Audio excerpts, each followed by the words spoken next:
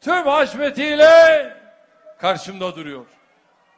Evet, bugün Gaziantep'in düşman işgalinden kurtuluşunun 100. yılı.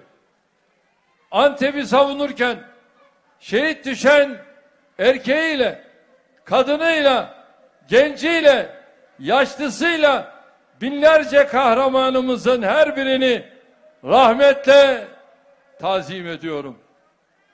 Yad ediyorum. Rabbim bir daha bu şehre düşman ayağı değdirmesin.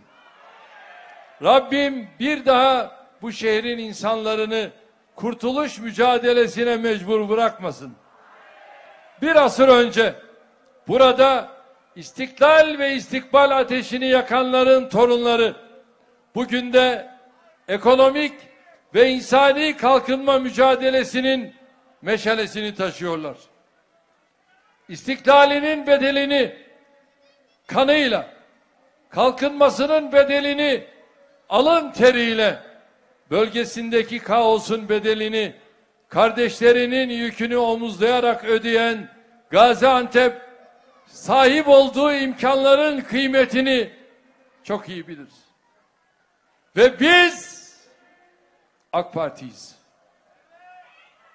Bay Kemal'in ifadeleriyle yürüyen bir parti değiliz. Suriyeli kardeşlerine düşman nazarıyla bakan bir Bay Kemal yok burada.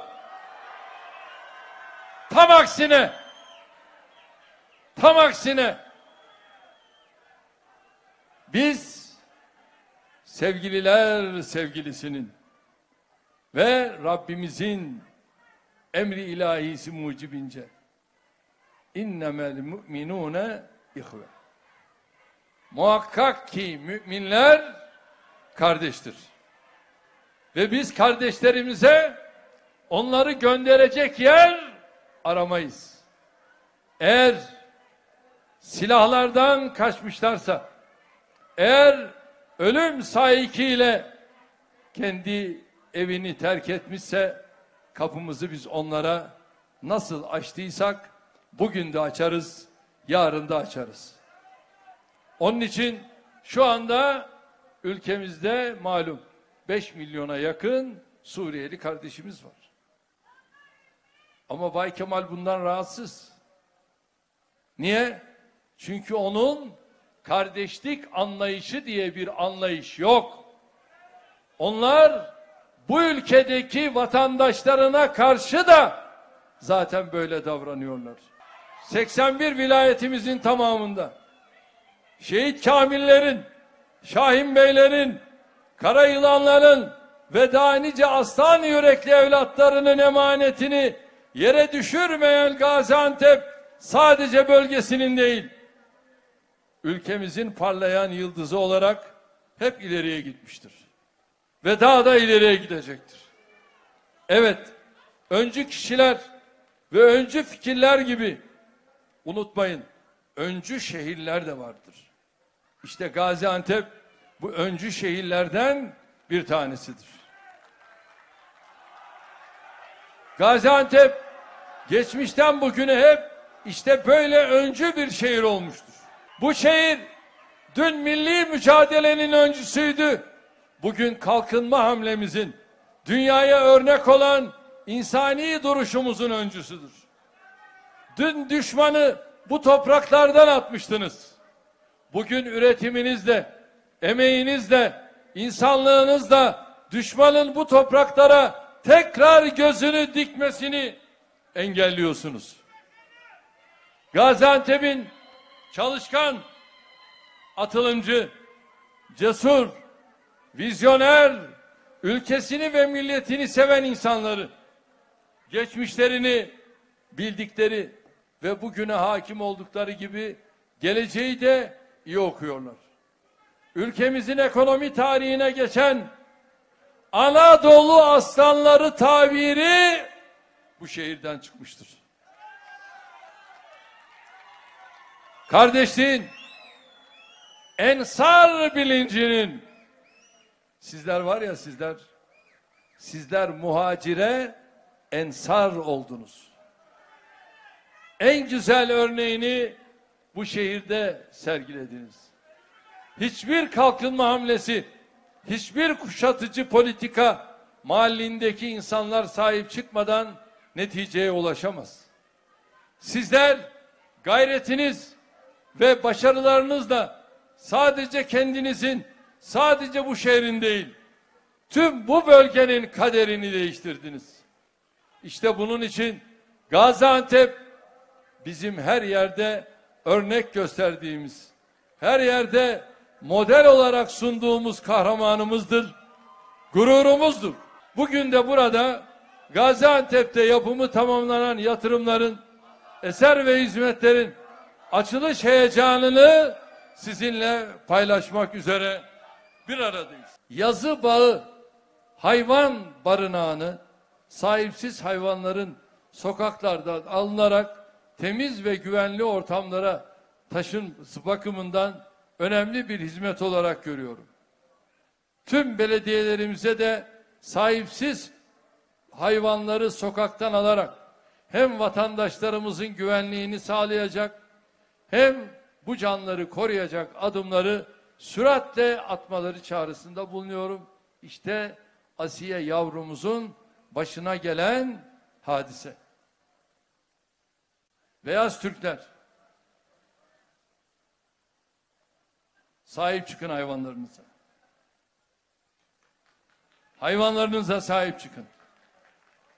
Bu yavrumuz şu anda hamdolsun emin ellerde. Buradan biliyorsunuz dün gece ambulans uçakla aldırdık ve Antalya Üniversitesi'ne götürdük. Şu anda Antalya Üniversitesi'nde gerçekten bu operasyonlarda Türkiye'nin bir numarası, dünyanın saygın hocası olan Profesör Doktor Ömer Bey'e kendisine teslim ettik. Kendisiyle de görüştük. İnşallah yapılacak operasyonlarla yavrumuzu sağlığına kavuştururuz. Bizim tek derdimiz ülkemizi yatırımla, istihdamla, üretimle, ihracatla, cari fazlayla büyütmeye devam ederek bir an önce hedeflerimize ulaşmaktır. Türkiye'yi dünyanın en büyük 10 ekonomisinden biri haline getirme hedefimize hiç olmadığımız kadar yakınız.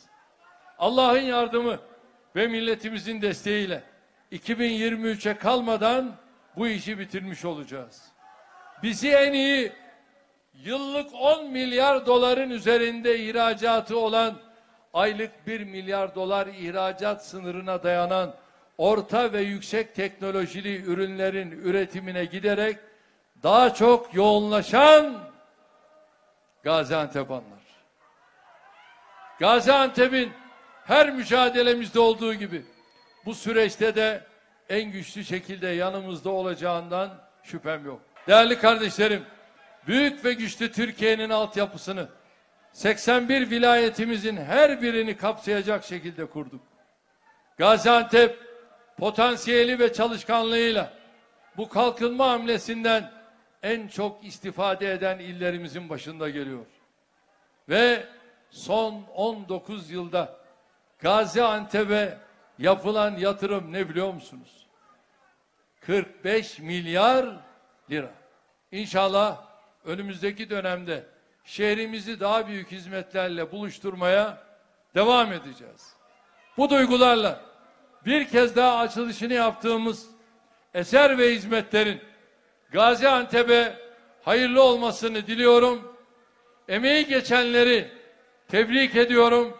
Sevginiz, coşkunuz, muhabbetiniz için sizlere şükranlarımı sunuyorum. Cumhurbaşkanımız Sayın Recep Tayyip Erdoğan'a konuşmaları için çok teşekkür ediyor ve Sayın Cumhurbaşkanımızı bir müddet daha sahnede misafir ediyoruz. İzninizle şimdi de Gaziantep'te yapımı tamamlanan tüm tesislerin açılışını sahnede kurdele kesmek suretiyle gerçekleştireceğiz.